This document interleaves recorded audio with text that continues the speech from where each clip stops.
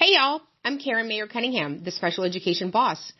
If you've ever felt confused, overwhelmed, or just plain frustrated at the 504 IEP table, you are in the right place.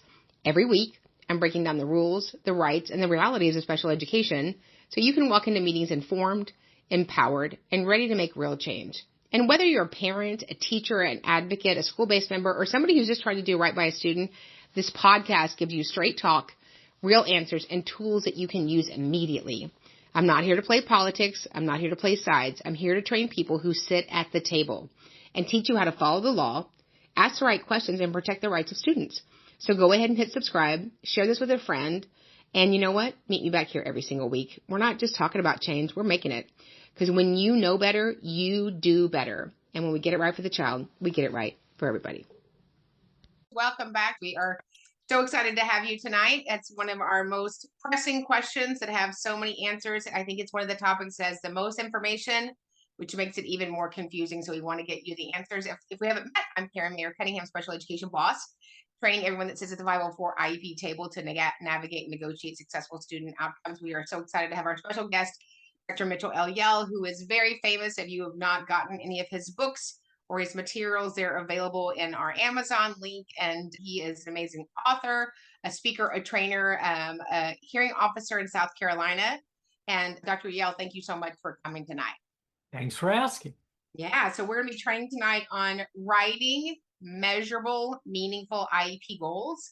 And we're just sort of doing an interview process. Obviously, Dr. Yell is the expert in this space. I know as a parent advocate, I read IEP goals all the time. And I think sometimes it's kind of easy for us to tell what's a terrible IEP goal, but what is a good IEP goal. And so, Dr. Yell, I'm just going to start out with, tell us a little bit about what you do in the special ed space and how people could contact you. Okay, well, I'm a professor at the University of South Carolina. I've been here for 30 years. Actually, I came from Minnesota, where I see a couple people are here from Minnesota, where they're evidently having a heat wave. Came here with a intention of staying for a couple of years, and that was 30 years ago. I just got my 30-year pin, so I really enjoyed here, especially enjoy the winters because they're not very long and there's very little snow once in a while. When I did come here, my primary area was training teachers in emotional and behavioral disorders. And I started writing actually my first book on special education law when I came here. And since I've been doing a lot of that, writing on legal issues, presenting on legal issues. Also, I am a hearing officer in South Carolina. I'm what's called a second-tier hearing officer. We are one of 7 states that there's a first-tier hearing, which is usually held by the state, but in South Carolina, it's held in the school district. And then if there's an appeal, instead of going to a court, which is what happens in Texas, is it goes to second tier, which that is what I do. So I just sit in the dining room table in front of my computer and get all the transcripts and read the exhibits, and usually about 1,000 pages of transcripts and 80 or so exhibits, always IEPs, prior written notice, often progress monitoring when they're done will be part of that. And also I've lately become an expert for the Department of Justice on ADA discrimination cases.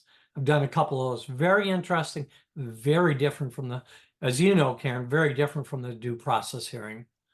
Yes.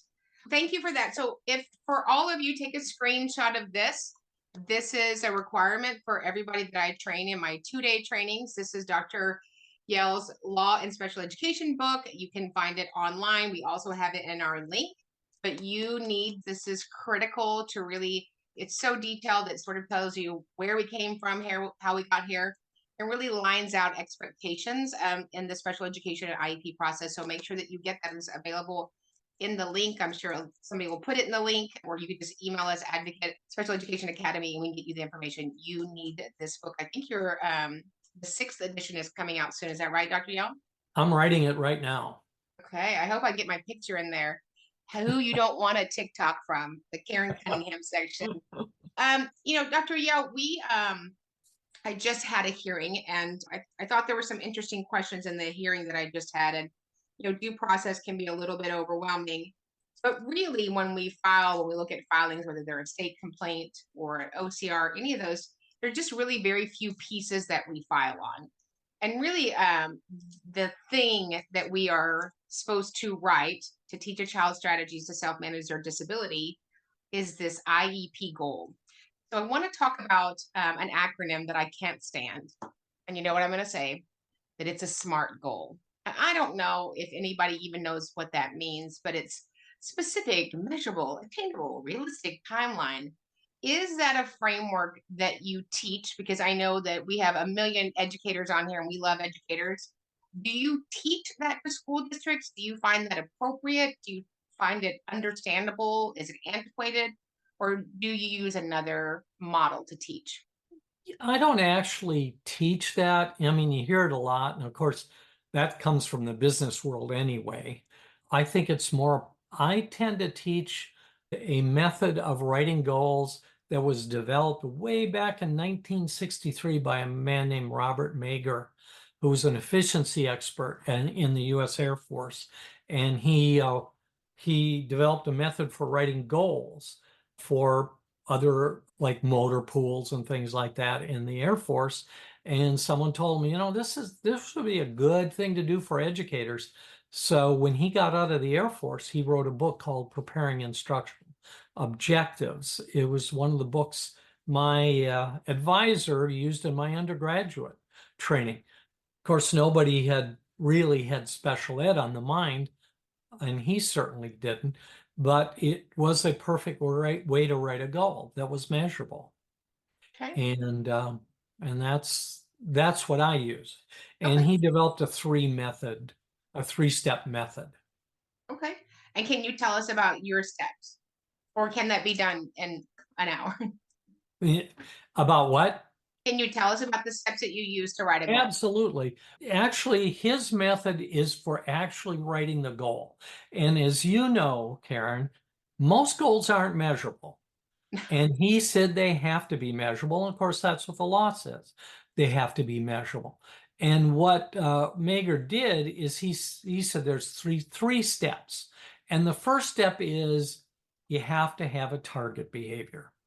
That target behavior has to be what he called a visible target behavior. It has to be something you can count, you can see happening, it's verifiable, as opposed to invisible target behaviors. And too often, I think, in education, that's what we see is we see a lot of these kind of invisible target behaviors, where they'll, for instance, have things like enjoy, to understand, to improve, to develop, things like that. And you can't really measure those because they're really invisible. They're open to too many interpretations. So what he said is number one, target behavior, observable, measurable, verifiable, repeatable, like to write, to read aloud, to point to, things like that, something you can see. The second thing he said you have to have is what Barbara Bateman a number of years called a given, and he called it a condition, and that is how you're going to measure. Are you going to, what's the context? What are the materials? What's the environment? So if you're, say, giving oral reading fluency, have an oral reading fluency goal, you'd say when given a basal reader at the fifth grade level, or a reading passage at the fourth grade level, or if it's a writing goal, when given a story starter, 3 minutes to write, that would be your given. That's the second part. Said you have to have that. The third part is your criterion for acceptable performance. That is, when will you know the goal has been achieved? And that can be accuracy, it can be speed, it can be fluency, but it can't be opinion. It can't be, well, I think Johnny's a better reader. It has to be Johnny read so many words per minute, and you can compare that to what his baseline was. And so the criterion for acceptable performance that's your tool for measurement. So target behavior, condition or given, criterion for acceptable performance. Then in many states, like in my state of South Carolina, we have to add a timeline to that. that's when the goal is to be achieved. So that's just an extra add-on to Mager's. And that's not the way to write a goal. It's a way to write a goal. And as you know, Karen, and I've looked at probably thousands of IEPs, and I could count measurable goals on one hand. There just aren't a If lot. that. Yeah, and and it's not, and I was a teacher for 16 years, and believe me, teachers don't want to write goals that aren't measurable. They don't know how in many cases. And it's a really easy process if you just kind of go back to what Mager talked about in 1963. And literally everyone who has written on writing goals since then uses his method. Okay. So can we talk about, one of the things that we hear and our team hears, and people will, die on this rock, is it has to be a state standard. And I just call that complete shenanigans. I get IEPs, and I understand that we have sort of the gift of the software, which I think I miss the good old days, Mitch, when we had Miss Betty writing in triplicate. Remember that? Oh, yeah. IEP paperwork. And I think sometimes the information in the special ed software, whatever you're using, actually might cripple the multidisciplinary team that's writing the IEP goal. So obviously it's been taught to them at a professional development. They can't all be saying it from Miami to Minnesota without somebody telling them that it has to be a state standard. Well, if it's a state standard, then it wouldn't be an IEP goal. So can you talk to that and possibly that training that goes out to teachers or administrators? Yes, well, I think that, and that's often the case. I've seen too that they just put the state standards in as goals. That's not the purpose of goals. Really, the goal is related to the child's present levels of need, and it's what you expect them to achieve in 1 year. Now, I mean, you can use the state standards to inform the goal, but you have to consider that children need the skills to access a goal or access a state standard. And if they don't have those access skills, writing a state standard will be meaningless for them. They have to be able to access that standard. And is there anywhere in IDEA, I know we have imaginary state standards, is there anywhere in IDEA that says an IEP goal must be aligned to a state standard? No, not really. What it says is that the child has to have an IEP that essentially allows them to be involved in the general education curriculum, which at one point in the IEP, in the IDEA, excuse me, it says the general curriculum is a curriculum and all students must learn. But our students, our kiddos are there because they're failing to learn.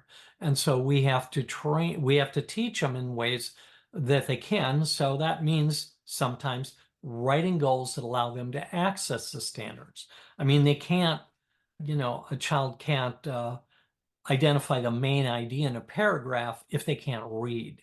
So you have to teach them to read first. That's so good. One of the things that I hear so often is, and I can't remember the fancy word that you use, but immeasurable, invisible words: improve, excel, increase, decrease. I like that he will decrease his outbursts when upset. How would you know that he might have decreased his outburst 75 times? And so Yeah. some of the goals are really about what I call in my training, you're talking about the finish line. They're not connected to the baseline. And how did you get there? There's 100 ways for you to drive from your house to my house.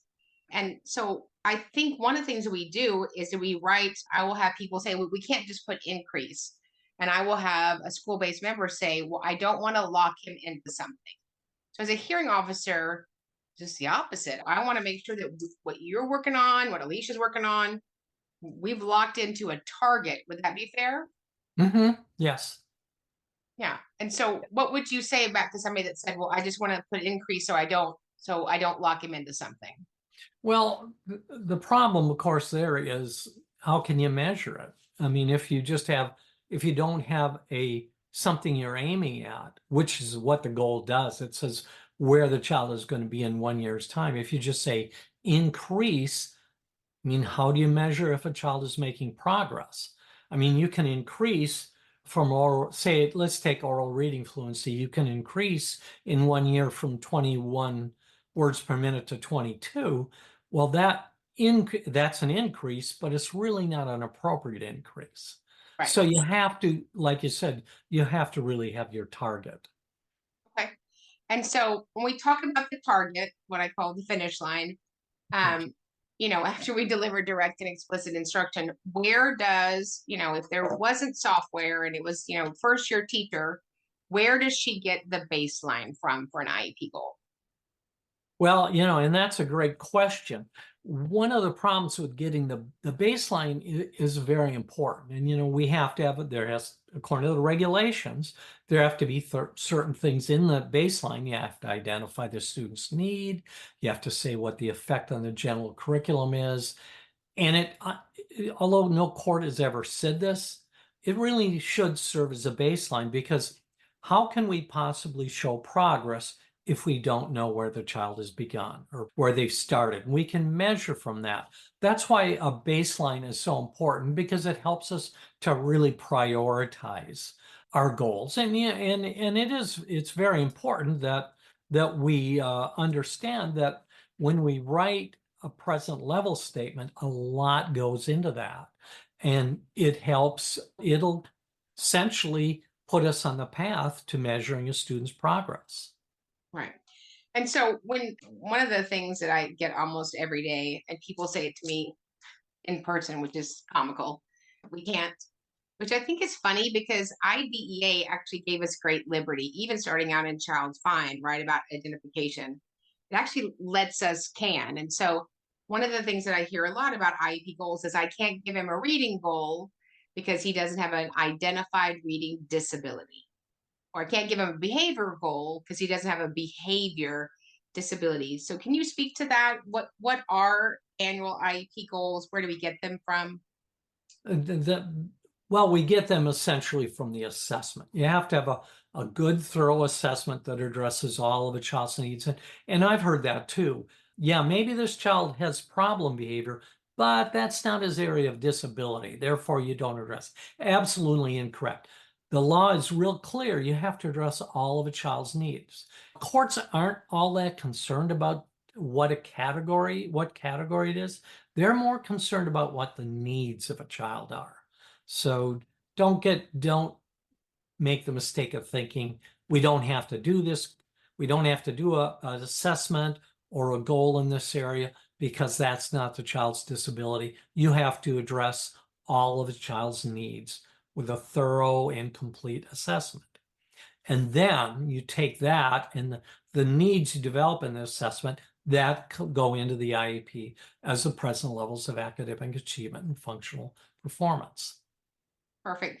When I am in meetings with wonderful professionals, we usually have sort of what I call the standard handful, right? We have a couple of a reading goal, I throw in a math goal, and then the child has autism.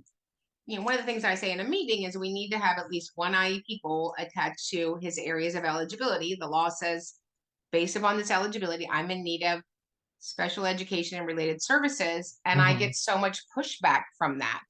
I will literally have a child that has autism, ADHD, speech, and they have 2 dyslexia goals and a speech goal. And talk about the alignment of, that's the reason we identified them with an eligibility. It needs to be at least tied somewhat to the eligibility, correct?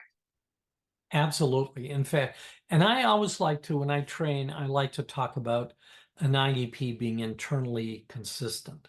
That means the needs you've identified in the assessment stage go into the present levels of performance. From those, you have to have a service, a special ed service, a related service, a supplementary service, program modification to address every one of those needs. Now, it might not require a goal. Let's say if the child had a visual impairment and needed large print books, well, you wouldn't write a goal on having large print books. So you wouldn't necessarily have to have a goal, but you have to have a service that meets every need. Actually, it's kind of interesting. The first due process review I did was over 10 years ago now. That was the IEP had gone to the second tier level, which is me reviewing, and the hearing officer had sided with a school district because they essentially not made any procedural errors. First thing I did was took out the IEPs, and I found out, well, there's a need for math. There's a need for they had listed her present levels of performance needs in math, reading, communication, and behavior. Well, so I looked at the rest of the IEP, and here I found they had reading, math, communication, reading, communication, and behavior goals, but no math. Well, that maybe is not a problem as long as there's a service that addresses the math. When I got to the service section, a couple reading things, behavior, communication, no math. That was an internally consistent IEP because it said, here's our need, and they didn't address it anywhere else. So I overturned the hearing officer's decision because of that internal inconsistency. Very important. I think that all our teachers and parents do understand the concept of internal consistency of an IEP. One of the things that I'll hear is when I address that. And so my position is if there's a service, we're probably going to be also attached to an IEP goal. That way we measure if the service is making progress. But either way, Yeah. it's one way, half a dozen the other. And I will hear an accommodation, especially design instruction. I'm like, that's really weird because it's called an accommodation. And while I get the wordsmithing, because those of us have been given the gift of persuasion, hopefully we're always using that for good. Is an accommodation part of SDI? Yes, but in isolation, an accommodation is not specially designed instruction. Is that accurate? That's very accurate. Yeah, specially designed instruction is not just an accommodation, but it's a different type of instruction that's directed toward meeting the unique needs of the child. And so an accommodation may be part of it, as you said, but is not SDI. Yeah, and I hear that all day long. And I think the thing that grieves me the most, and I'm surely you, is it sounds right in the meeting. It really does. And so what I find for kiddos that probably need IEP goals, they probably need measurable goals, is we have 42 accommodations. And I know that if we got rid of all those accommodations and started providing specially designed instruction that we measured IEP goal, we wouldn't need all those accommodations. Do you see that when you're doing hearings? Yeah, most of the time, I think a problem that I often see is that they have so many accommodations, like 42 you're saying, that there's just no way they're going to be implemented. And then you have an implementation problem. When you're talking about an IEP goal, so we have a training. IEP goals can be in communication, they can be in language, they can be in a related service, academic. What is the difference in the acronym PLAF? What's the difference? And of course, Endrew F teases it out. The academic achievement, right? That's academics, those 4 core. What is functional performance? What are functional performance goals? Yeah, that's very good. The courts have essentially, and the U.S. Department of Education, have really defined the functional. They haven't been real specific about what they said is essentially anything that's not academics. It's communication, socialization, behavior. It's often linked with behavior. Okay. But it is non-academic goal. Now, another thing I'll hear, and you might hear too, is we have to have both.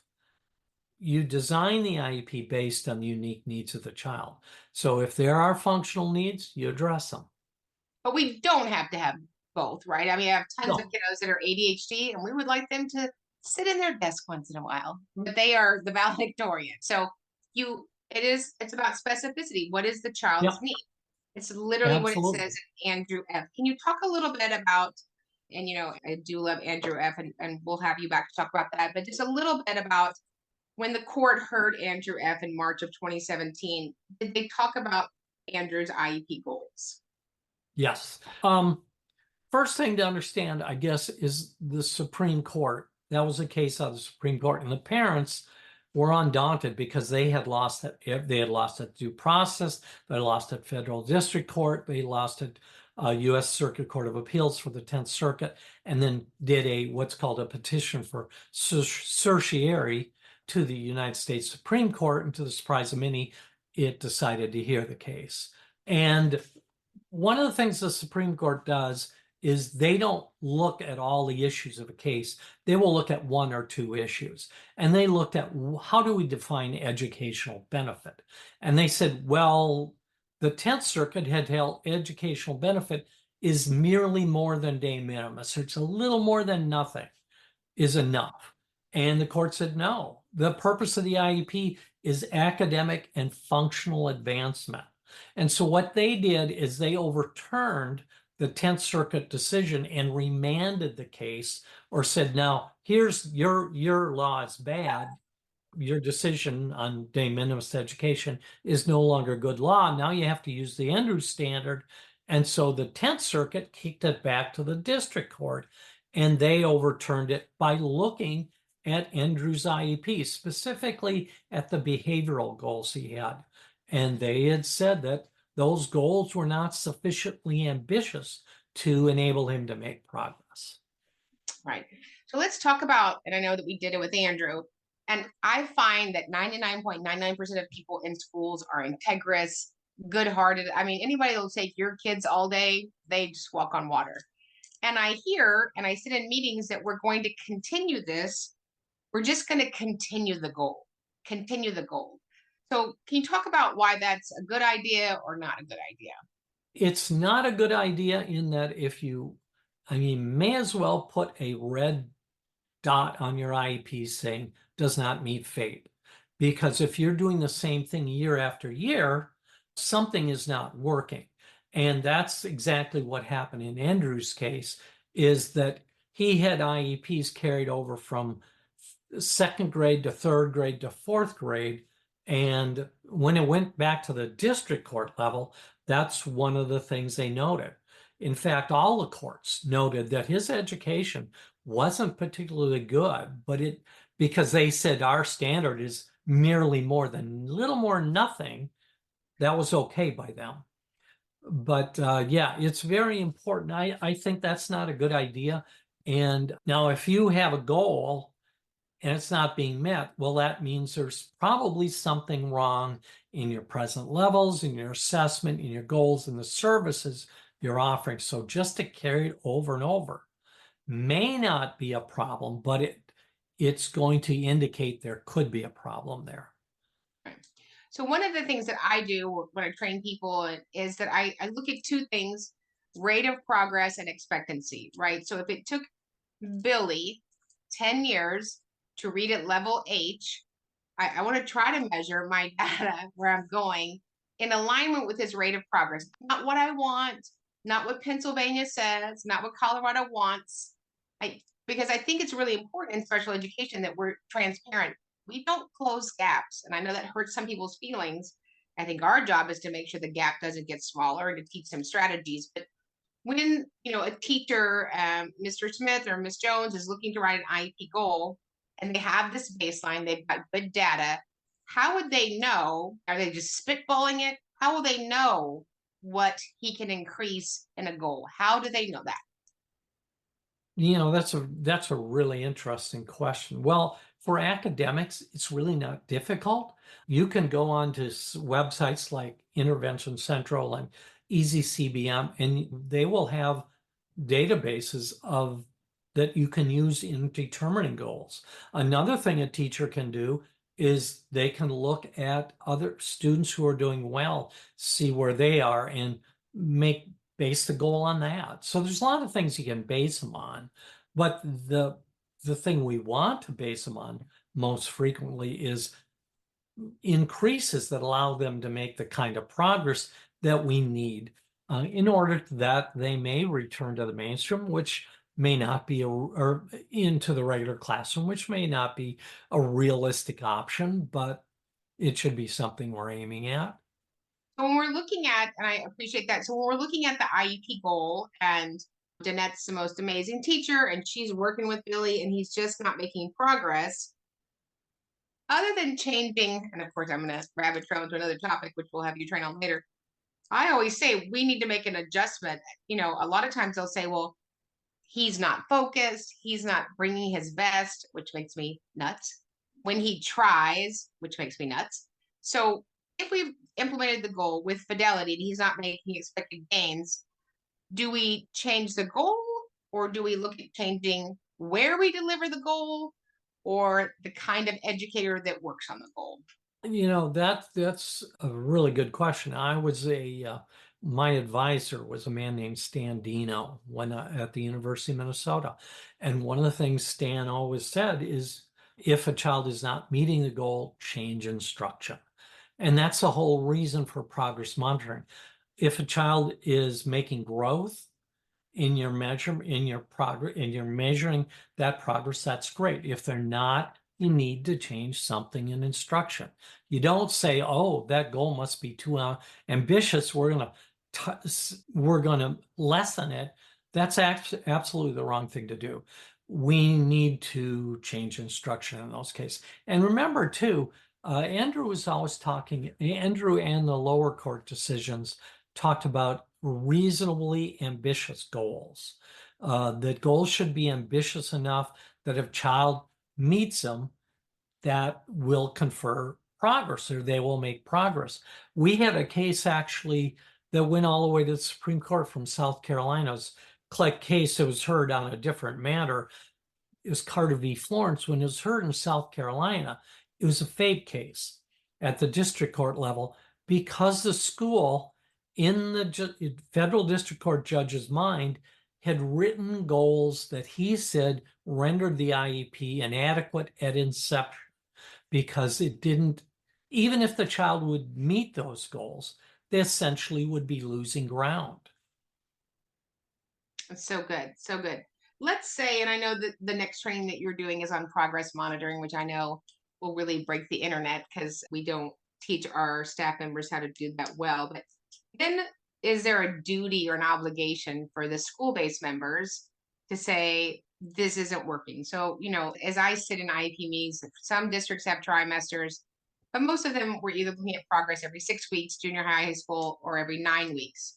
Do you just let it roll for 18, 27 weeks? What would be the obligation? And you were a special ed teacher. When do we say, I need to have a meeting and talk about adjustment of something? Well, that's an important point that, parents can request an IEP at any time. If they're getting progress data that show a child is not making any progress, or they're getting progress reports that are just very subjective and they're unsure if the parent can call an IEP meeting. The teacher could call an IEP meeting, or if the teacher finds that a child is not making the kind of progress they're expecting, they could just call the parent. And they don't have to have the entire meeting over again. Call the parent, get them in, show them what you're doing, make some instructional changes, then inform the IEP team. So I think it's really important. Now, one of the things that I always did as a teacher is took a lot of data, because one of the things we know is the more data you take, the more sensitive that data is, and the more quickly you can make a change. That's so good. That was, yeah. One of the things that was in question this week at the hearing, which I can talk about now because hearing's over, is it was unique that the hearing officer, asked, and I think it's very subjective, but pretty clean. When I train people, I'm like, it's got to be you need to put it in 3 places: the IEP, the evaluation, or the IEP progress report. And so, how important is the IEP progress report when you're measuring those goals that you wrote? Well, it's very important because that's the way you can show progress, and that's what Endrew F said. We have to develop an IEP that's reasonably calculated to enable the child to make progress in light of their circumstances. Now, if we don't have measurable goals, we can't measure them. We can't show any progress. One of the things I see a lot in hearings lately is parents are asking, one of the problems in South Carolina is most of our due process hearings are pro se, which means the parents represent themselves because we don't have any good attorneys. And one of the things I'm noticing, and parents are pretty good about this, they're saying, I'm not getting any progress reports. And when I get them, they don't mean anything. And so again, as a longtime teacher, I'd say it's not that teachers don't want to measure progress. Right. It's oftentimes they really don't know how. Progress actually is pretty easy to measure if you have a measurable goal. And the best way to and I always say to teachers that remember this, progress data or your data are not words, they're numbers. That you need to be collecting data in terms of numbers. And numbers are very easy to graph. If you can't graph from the present levels to where you want the child to be, if you can't graph that, you don't have a measurable goal. And there's nothing that's more intuitively understandable than a graph. And that's the best way to monitor progress. That's And interesting that you said that. Every time you can also, by the way, say when, as you said, a child is not making progress, you can see it real clearly and say, oh, we need to make a change here. Let's get together and see what we can change instructionally in the child's program. It's interesting that you said every time I see a graph now after working with you, I had a graph the other day and the students started at, they have NWE, I feel like they're basketball teams, MAPS, DRA, RAS kids, we have all these acronyms. And the student was at a 208 last year and she went like this and she ended the year at 208. And I'm not very smart, but I feel like that's the same number. And the Yeah. school goes, we'll bring somebody in to explain it to you. No, it's the same number. 36 instructional weeks. And they brought in this person that explained the NWE to me like it was the surface of the moon. And they were like, do you have any more questions for our district lead? I said, so it was a 208 last year at our annual IEP meeting. She goes, correct. And I said, it's a 208 this year. She goes, correct. And I was like, I'm not in. I was like, as a witness. I was like, I don't even, it's the same thing. So I would argue the same thing a year later is actually regression because nobody was meant to stay the exact same. So when you see cases, when you see a goal that's immeasurable, what is like your legal response to that or your charge to committees or teams? Well, essentially what I say is, especially when I'm working with parents, ask them to graph the goal for you.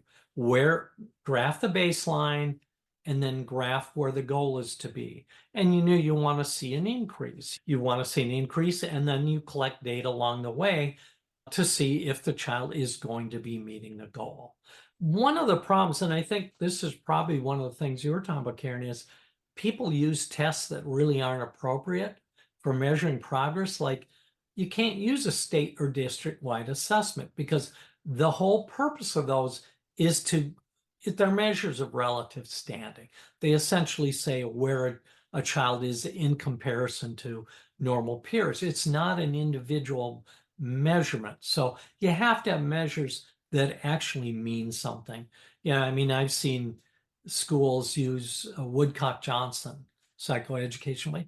You give that once every 6 months. You can't measure growth that way. And there's so many easy ways to measure growth that are very simple, that don't take a lot of time, very efficient. And that's what should really be used. Okay. What do you think about these are all my questions are trick questions. What do you think about present levels or IEP goals in comparison to other kids in the class with disabilities? I'm sure you've seen that.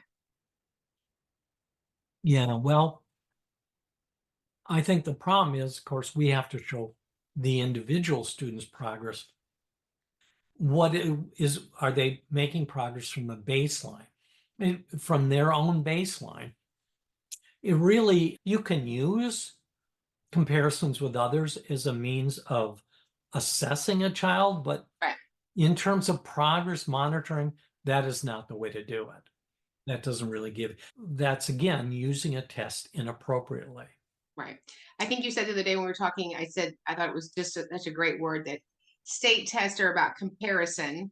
And so comparison is not measuring progress. I thought that was great. I know we have 4,000 million questions. We only have like 50 so far. So I'm going to go ahead and have Dr. Taylor open it up for questions. We are going to have Dr. Yelback, I think the 22nd or something like that next month. And we're going to talk about measuring data, all kinds of data, all kinds of ways, all kinds of days so that you guys can be effective at measuring accommodations, IEP goals, behavioral, behavior intervention plan, all of those things with efficacy. So that is our next training with Dr. Yale. So Dr. Taylor, do you want to open it up for us for questions? Yes, ma'am. The first question we have is, how do you write goals that are appropriately aligned with state academic content standards for a student who has severe autism and or significant intellectual disabilities? Students are taking end of course exams in history, algebra, and English, etc., and passing, yet they're not making progress on their IEP goals in over 2 years. The school is now changing the way they collect data on the IEPs using the same unmastered goals for the last 2 to 3 years, and they're just lowering the goal rate for mastery. I think there's probably no way to indicate that a FAPE is not being provided, no more effective way than just doing the same thing over and over again and lowering the goals because a child does not made any progress. That would indicate to me, and I think certainly to an investigator or say OCR or something, that there's something amiss here, that it's not appropriate. It's probably not an appropriate way to measure the goals. And if the goals are measurable in the first place, if they're not measurable in the first place, it's kind of meaningless. I mean, you have to write measurable goals, and then you have to measure progress toward those goals and make instructional changes when a child is not making progress. And in your example, it's clear that child is not making progress, so it might be because the present levels are not appropriate or the assessment wasn't appropriate. It could be many different things, but it's not appropriate to say for a child who has not made the goals, well, we're just going to keep on working toward those end of course instruction. You have to, the I in IEP, of course, means individualized. The I in IDEA means individualized. Okay. Where do you get alternative academic achievement standards, and are they appropriate to measure all students' goals? Well, every state should have their alternate achievement standards, and that would be that's really a state issue. I mean, the federal government does say you can have so many on alternate standards, but actually measuring them, that would be a state issue, or how you get them would be something you'd have to look at your state for. Okay. How do you make appropriate goals if the school is unable or does not seem to have the knowledge to write appropriate goals to enable a student to make progress? Well, that's the $600,000 question. How can we get measurable goals, or indeed, how can we provide a FAPE if teachers don't know how to write measurable goals, they don't know how to measure them? The problem really there is, as I've heard Karen say this a few times, it's a you problem. It's the school's problem. That is an education problem. And again, it's not that teachers don't want to measure goals, or they want to write measurable goals. It's often that they're not shown how to do it. And I would think a lot of times it's pre-service problems, that I've seen kids come out of college that have no idea how to write a measurable goal or actually collect data. So that's a problem in their college or university. But also you have in-service in schools. I remember when I was a teacher, we would have a day at the beginning of the year on procedures, and oftentimes nothing at all on goal writing or on the substance of an IEP. And I think it's on us as college and universities to make certain our teachers are prepared. And it's also on the school district to ensure, and the state departments to ensure, that they are training teachers on a regular basis. So Dr. Yale, I'm just going to jump in. Dr. Taylor, is there, I know that you work with lots of entities and serve, can you talk about the Progress Center? Does that have information on IEP goal writing? Yeah, there's actually two centers I would advise people look at. They are both national centers that's supported by the U.S. Department of Education. The first is called, as Karen said, the Progress Center. Just put Progress Center into Google, and that'll be the first hit you get. That entire center is devoted to writing IEPs, to writing measurable goals. Then there is the National Center for Intensive Intervention. If you just put intensive intervention in Google, you'll get to that center. And they have a really good book, a pamphlet, I should say, on writing measurable annual goals. I mean, there's a lot of really good free stuff out there that the Office of Special Ed programs through the U.S. Department of Education funds. Your tax dollars at work, and there's some really good free resources available to teachers on these very issues that we're talking about.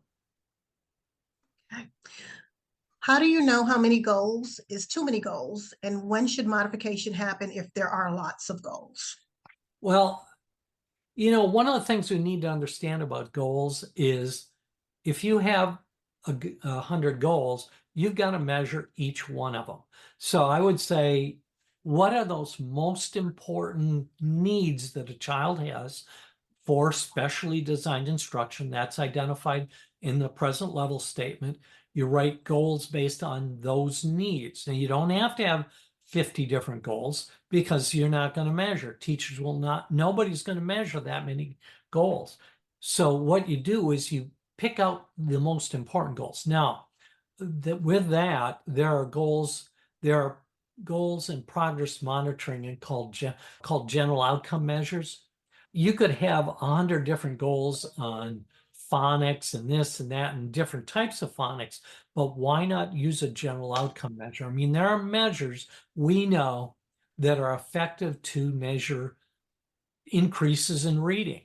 And one of the most commonly used measures of teachers of reading strength is oral reading fluency.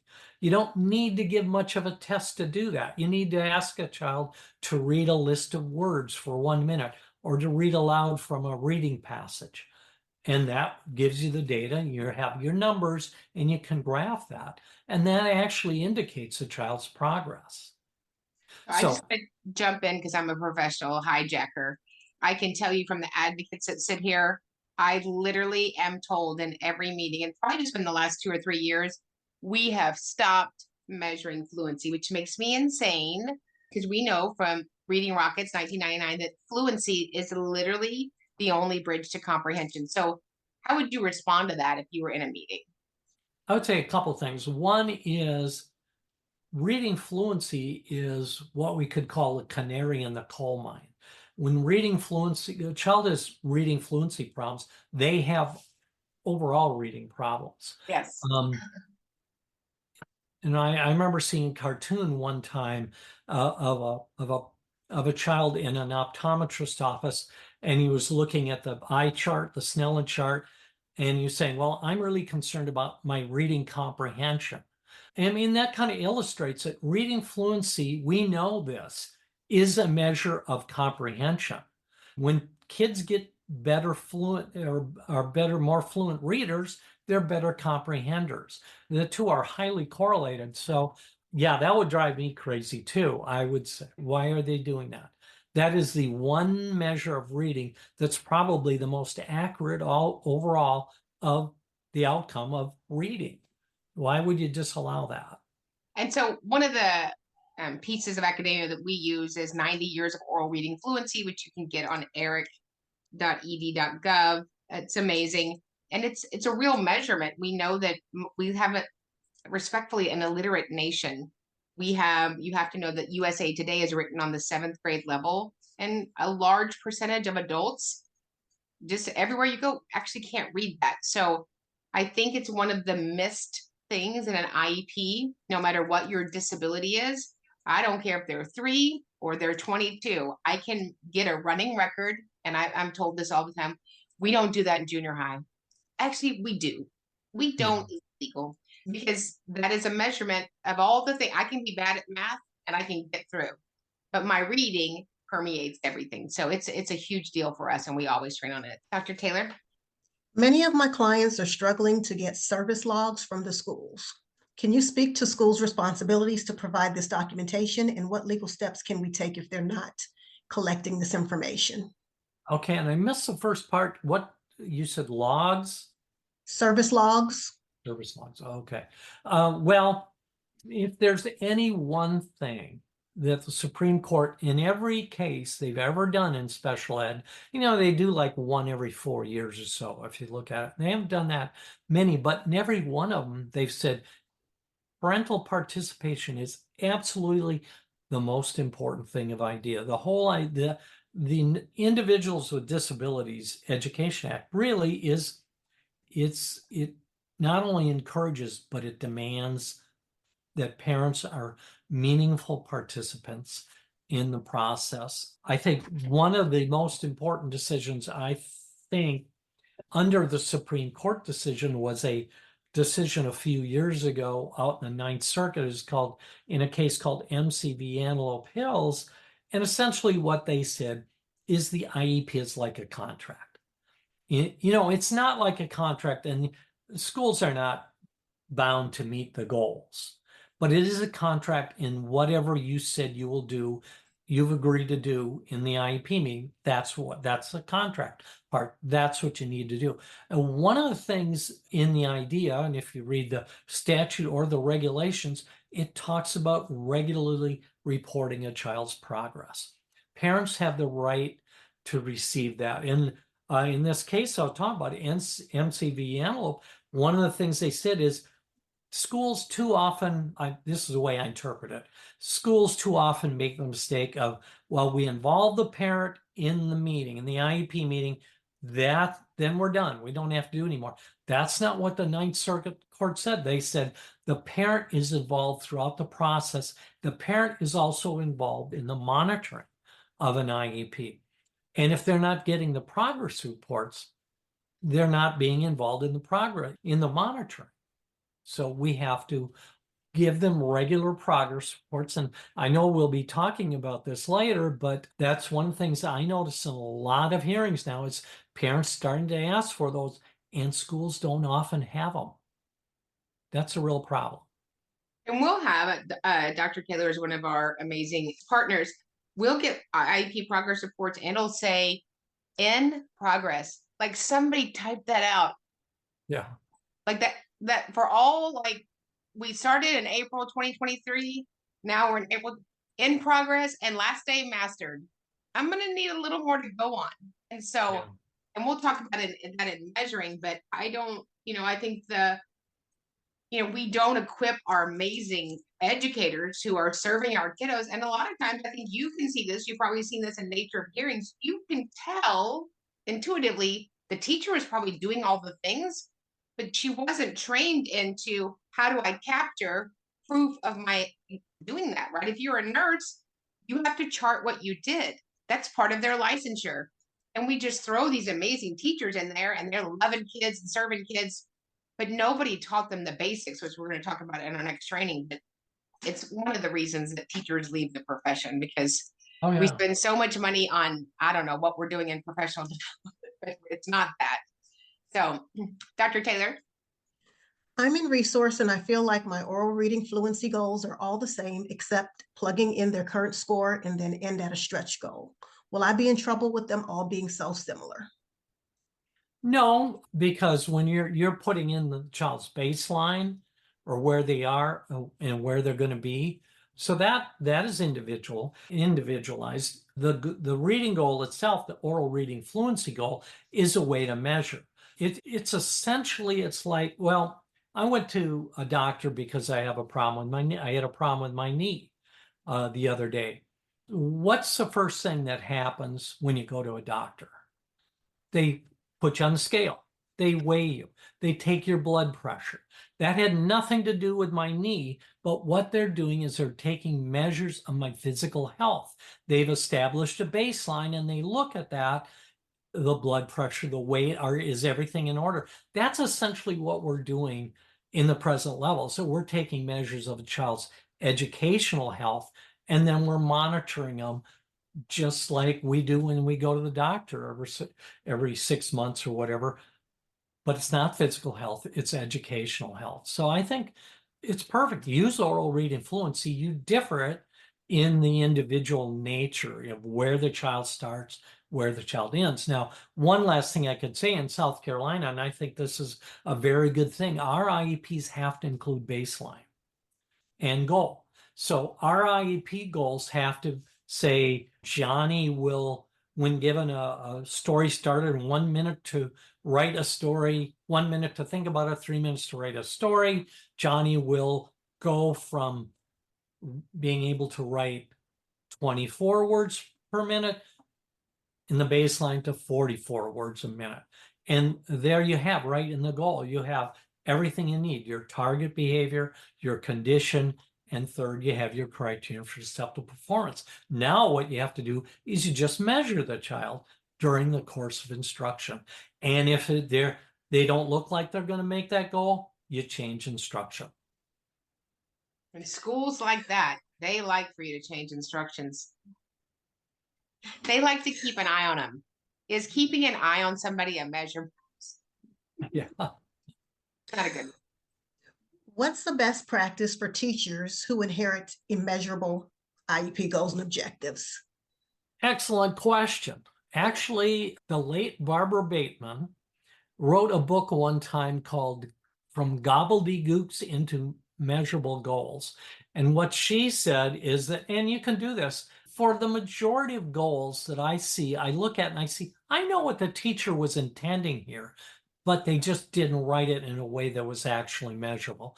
And I think so what you need to do with those immeasurable goals is look at those three things. Look at the target behavior. Is there a target behavior? Is it visible?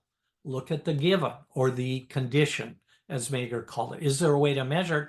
And is there a criterion for acceptable performance? And fourth, we need a timeline. Try and change, see if you can rewrite the goal using Mayer's methods or those three things I talked about at the beginning of the conference. You can take, or a session, you can take immeasurable goals and make them measurable. For most goals. Some of them just have to be thrown away and you have to start over again. But most goals can be made measurable. How much does parental data count for information of goals? For example, a student of mine was evaluated for dysgraphia, but the school OT did not find her eligible. Meanwhile, I have samples from tutoring of the child's handwriting, and also she can't read her own writing, but the school would not add a goal for that because they didn't find her eligible. So how much weight does parental input have in goal creation? Well, you know, obviously the parent has to be meaningfully involved in the IEP process. Now, it could be that the parent would bring in some sort of evidence that the child was having problems in whatever area, and then you would discuss it in the IEP process. I'm sure Karen has done that many times. It's not that we parents, and I know I've sat on both sides of the IEP table because I have a child with a disability too. And it's important that we discuss those things. Now, it could be that the IEP team will determine something that we didn't really want, but and that's acceptable, but we have to be able to have input. And if you have data to show, then it's up to the school district to say why that data is not meaningful. I'd like to clarify my understanding. Did you say that not all functional needs require a goal? Well, no, what I said is most needs will require a goal. Now, there's some needs, you know, maybe a child has a need for some type of assistive technology or a large print book I used as.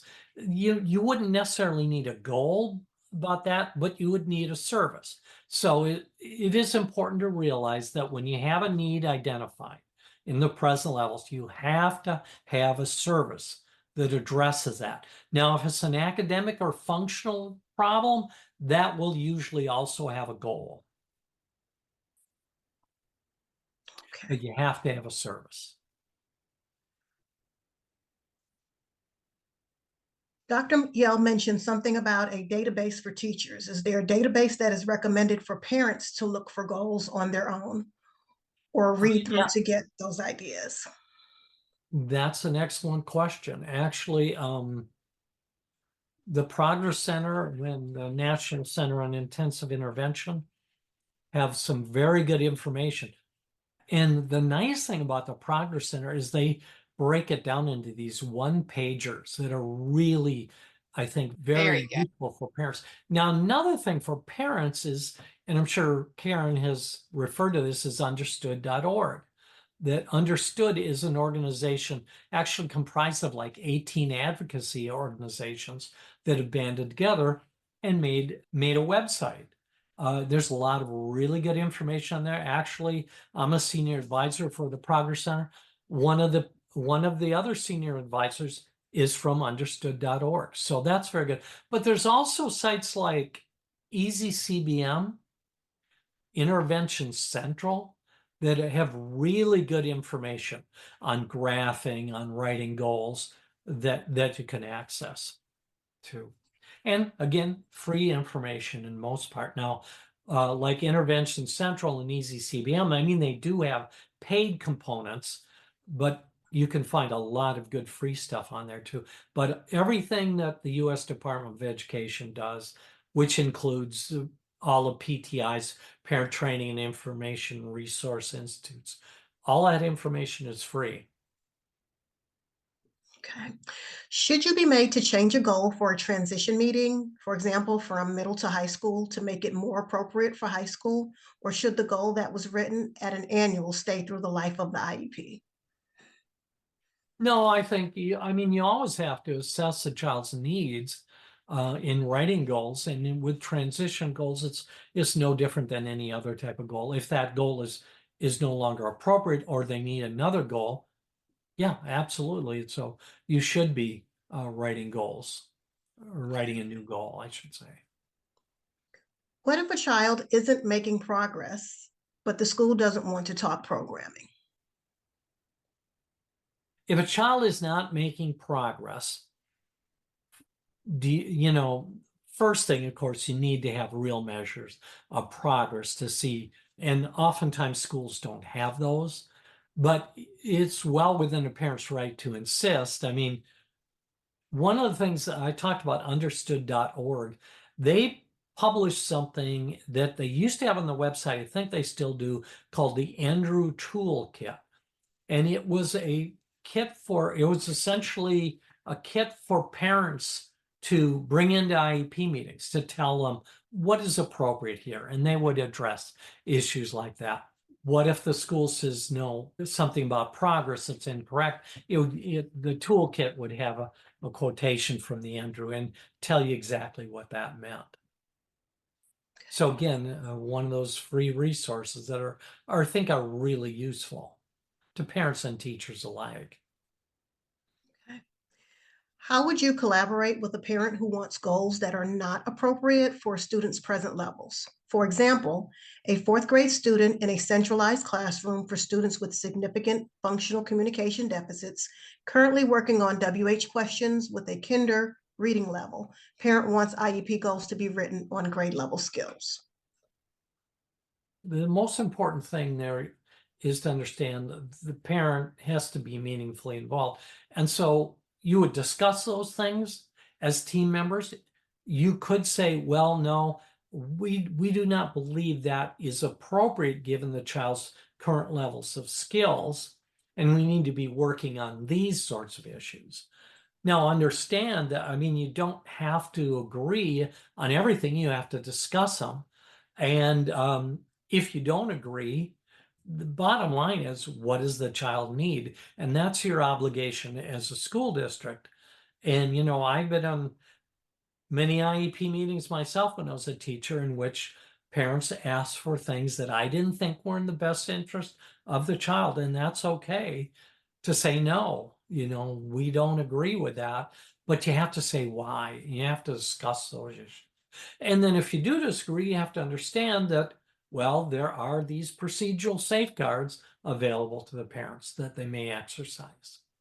I think if I can just add on to what Dr. Yale said, one of the things is I think that we don't do a good job as somebody had a child with an IEP of telling the parent the probability of the outcome. And I think teachers are for kids and they love kids and they want them to win. Even when they're writing present levels, they just don't want to write anything negative. And I always say it's data it's not good data, bad data.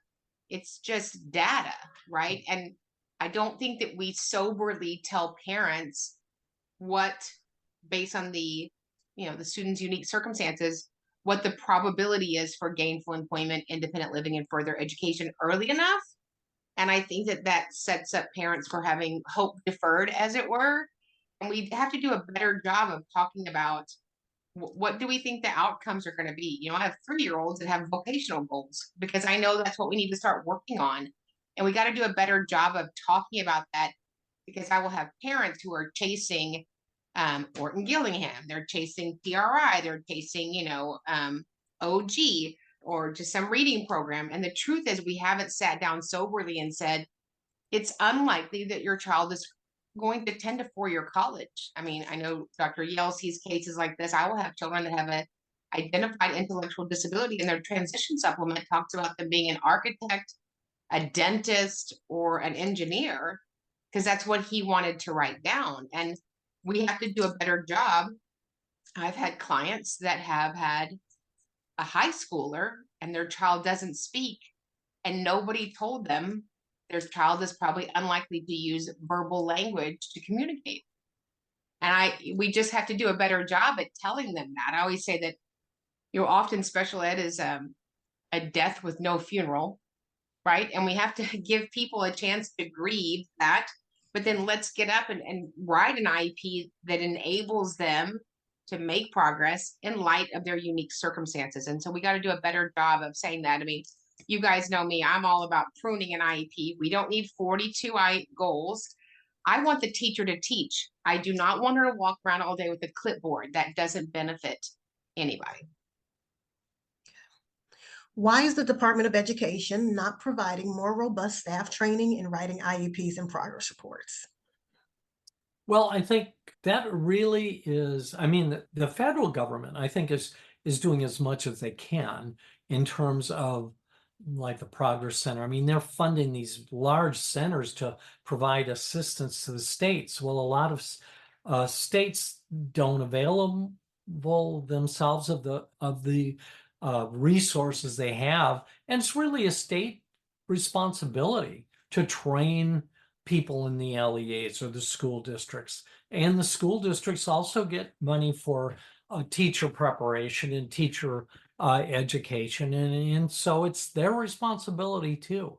So if it's not happening, I think the breakdown is oftentimes at the state educational agency level or the local educational agency in terms of training.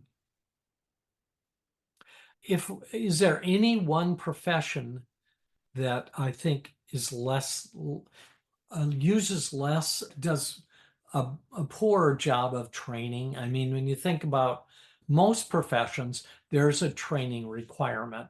And I think as teachers, it would make our jobs a lot easier if we're trained fairly frequently on things like we're talking about today, about writing measurable goals, or we're going to be talking about the future and collecting progress monitoring data. But it takes preparation to do that. People just don't know how to do it on their own.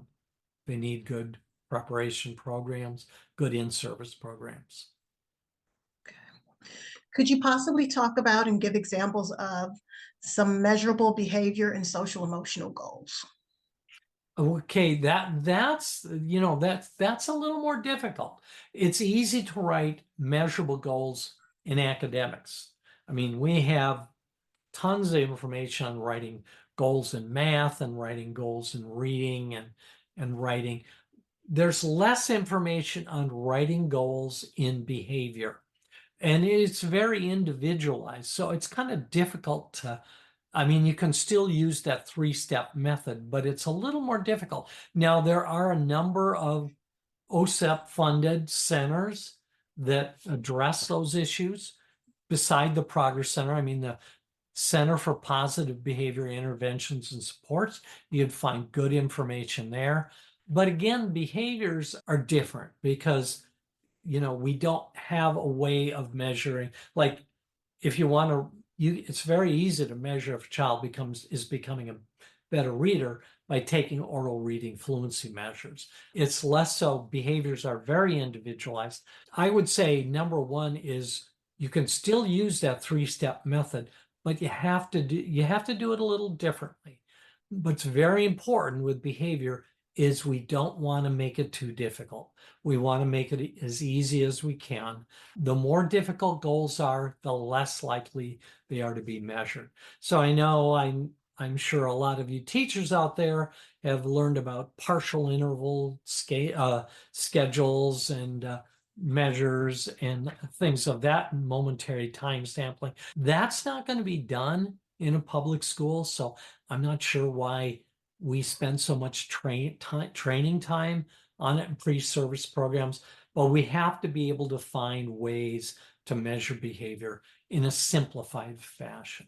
And I would advise you, take a look at the Progress Center, look at the Center on Positive Behavioral Interventions and Supports, and in fact, the National Center on Intensive Intervention has a really good booklet, free. Just go online and download it, on writing measurable behavioral and functional goals.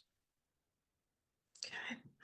How can oral reading fluency, 1 to 3 minutes, provide insight into how well dyslexic high school students can read all day long, or how fluently they can learn new academic vocabulary? An isolated oral reading fluency test is different from reading something like their physics textbook. How can we measure their endurance in reading for 7 hours at school? And how can we measure the fatigue that dyslexic high school students suffer through? Yeah, that's a problem. Actually, measuring high school students has been a problem because I've been talking about the oral reading fluency, writing fluency. Most of those are really researched on elementary students, and there's just less information on high school students, although we're getting more of it all the time. There are people that are doing really good work with high school students, but we just don't have as much information yet. And that's exactly what you're really getting at in that question. Is oral reading fluency is really for students 8th grade and under. There's not a lot of good research on older students. I mean, we know a lot about teaching adults to read. We don't know as much about measuring progress. Okay.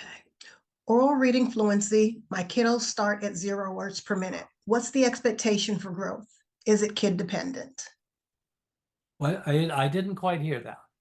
For oral reading fluency, my kiddos start at 0 words per minute. What's the expectation for growth, or is it kid dependent?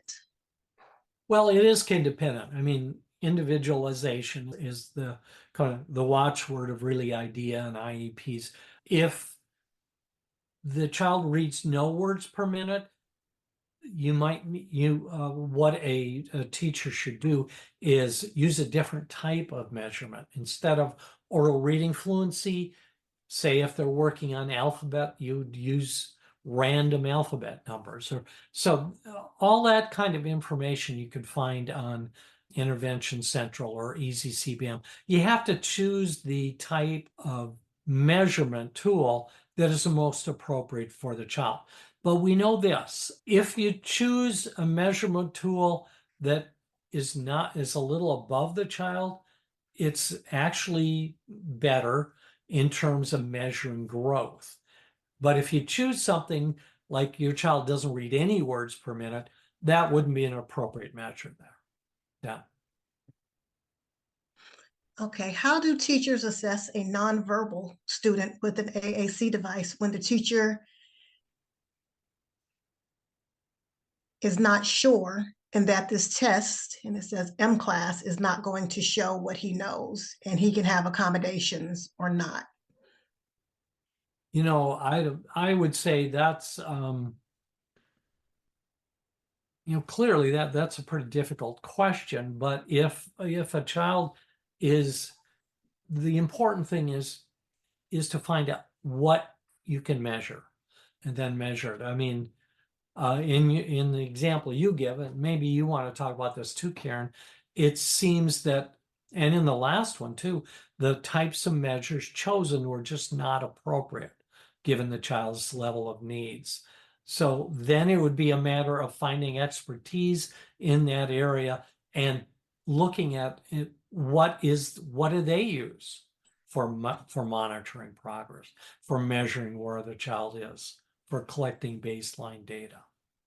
Right, and I'll speak to that just a little bit. Last week we had Dr. Deanna Linick on, and her specialty in AAC and voice output communication device will be up on our YouTube channel, Special Education Academy. The average person speaks 150 words per minute. You can usually relate what they speak often to their words correct per minute. I'm sure I speak much more than that. Somebody that uses technology on a symbol system is at a tenth of that, a tenth. A student who's young is using it 9 to 12 words a minute. And so one of the things that I think is hard for us to do in special education is to slow down and wait. I know none of us like to wait. We will sit in the drive-thru. We won't get out of our cars. And if we don't wait and measure that which is within their prosody, their cadence, how they produce something, then we're just disadvantaging them. So if you go back in Special Education Academy, it's been a couple years. I think we're gonna have him back on. There was a young man on who has his master's that is nonverbal, that has a website called Lessons from the Big Toe. And he literally speaks with his one toe on a device. And even while I was doing the interview, it was very hard for me to wait for him to respond. And so we have to measure, is it sign language? Is it symbol system? Is there literacy through Braille?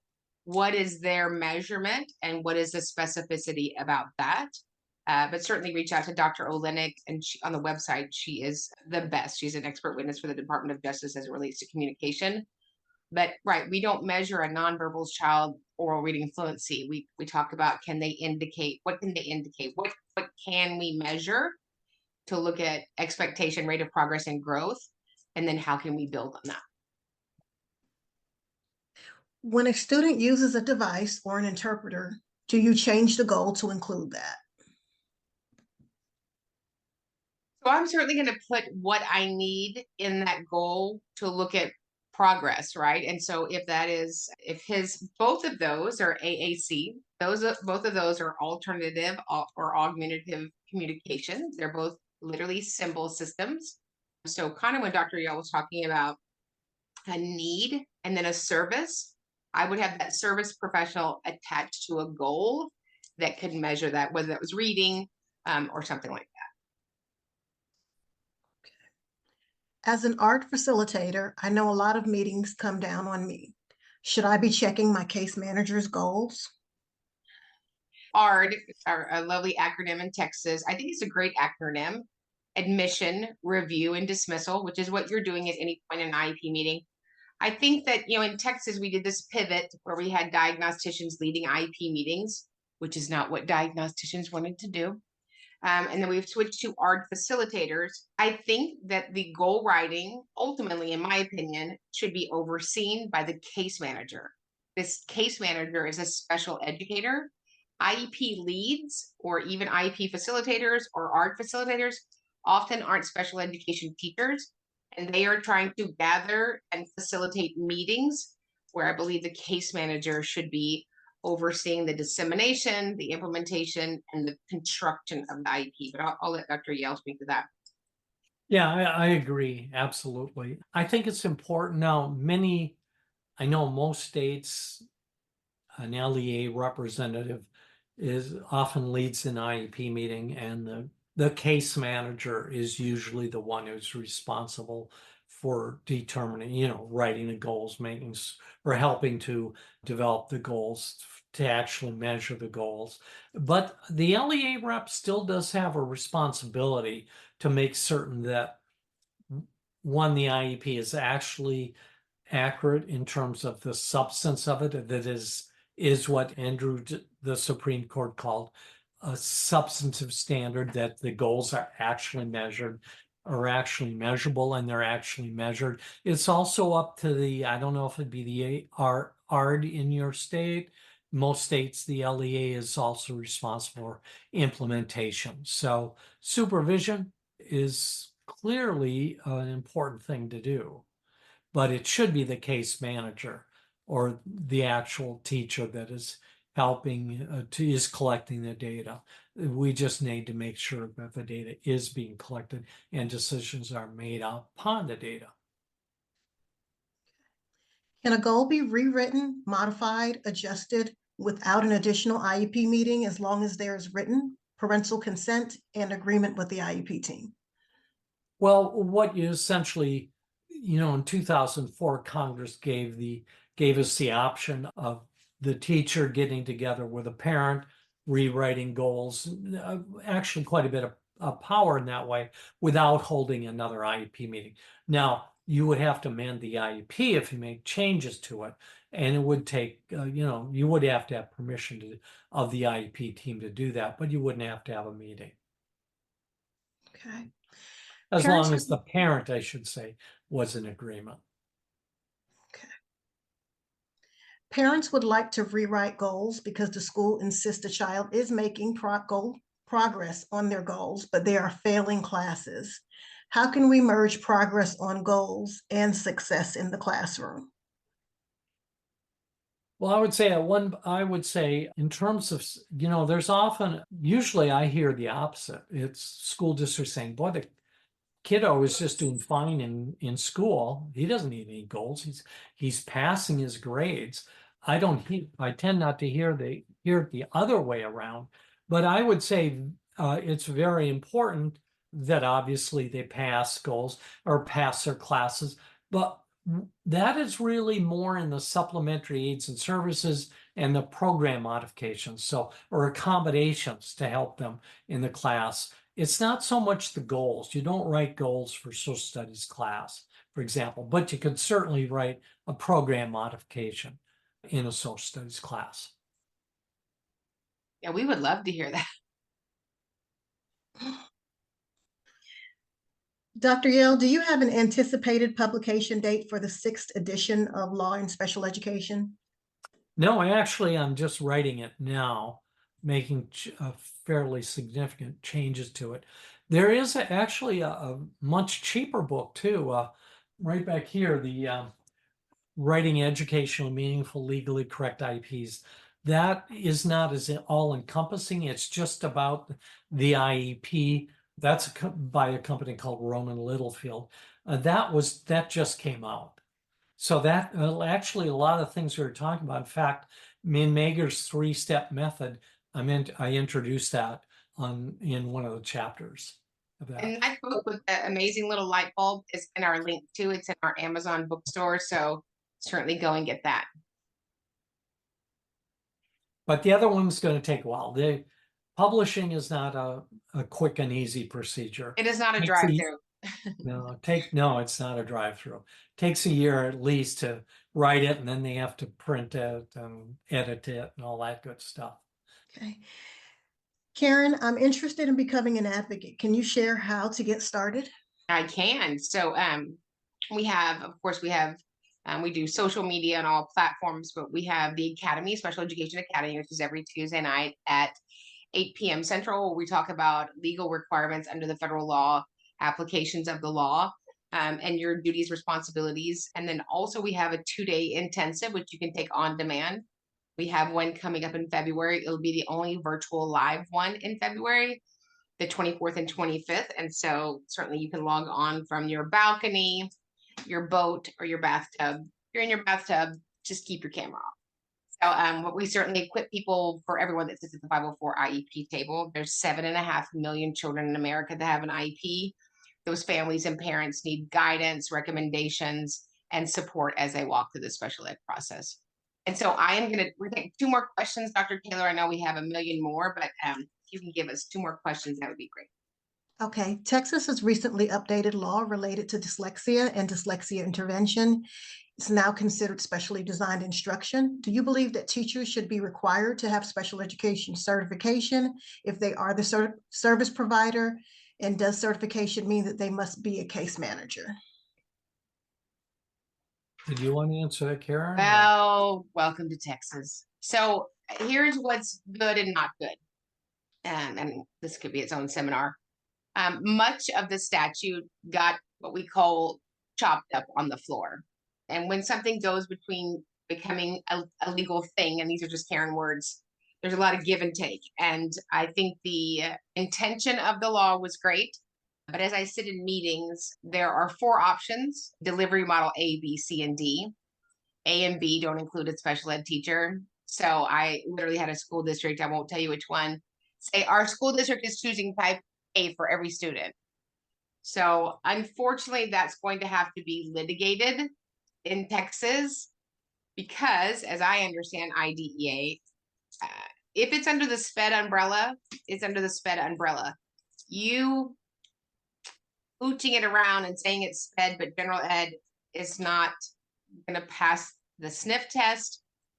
Short version, if I had to file on that, I would file OCR. OCR looks at federal requirements, not state requirements. I don't think it's going to have a lot of, if you wanted to file on that in a state issue, there is right now, I can't remember her name, but somebody from the state that is answering questions about the dyslexia handbook and the implementation is going around in areas and speaking to that. I know that a young lady will be here in the Woodlands in Texas, Wednesday, February 7th. Unfortunately, we don't have the new printed updates. Every time you give more law and more directions and more Q&A, it just causes more confusion. And so for me, if it's under the SPED umbrella, conversation's over. But I'm sure, I don't know that Dr. Yell is familiar with that, but I think the intention was good. It's still the same general ed, special ed providers.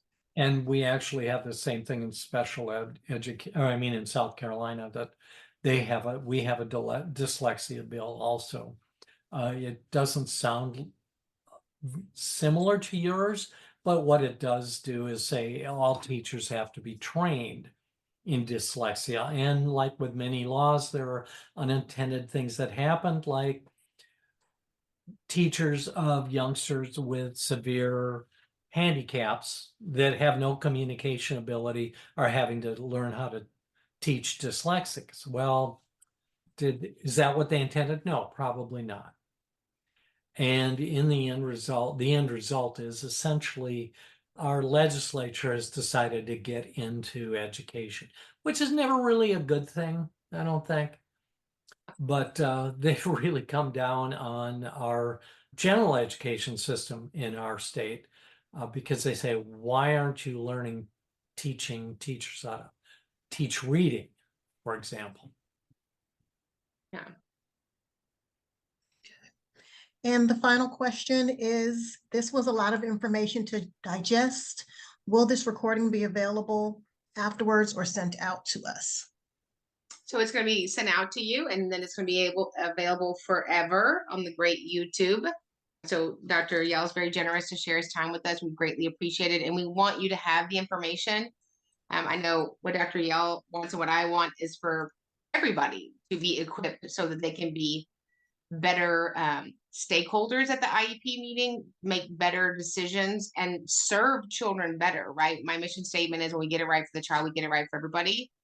And I see this is probably the worst area that we do. It doesn't change teachers' hearts, but we have to write goals that change outcomes for the student. And so I think often we have goals that are just either crazy busy or they just check a box. And so, Dr. Yell, again, we can't thank you enough for your time. We're going to be here in February talking about collecting data. My favorite 4-letter word. We had a question the other night, Dr. Yell, and the question was, if the data says this, is there something else we should look at? It's the only thing we look at is data. Yeah. So we are super excited about that. So thank you for coming. Well, thanks for asking. Yes, absolutely. And we're going to capture all of your questions. The 4 of us will stay on and do that in a fancy way. But remember, when we get it right for the child, we get it right for everybody. And we'll see you guys in the next training. hit subscribe, share this with a friend, and you know what? Meet me back here every single week. We're not just talking about change, we're making it. Because when you know better, you do better. And when we get it right for the child, we get it right for everybody.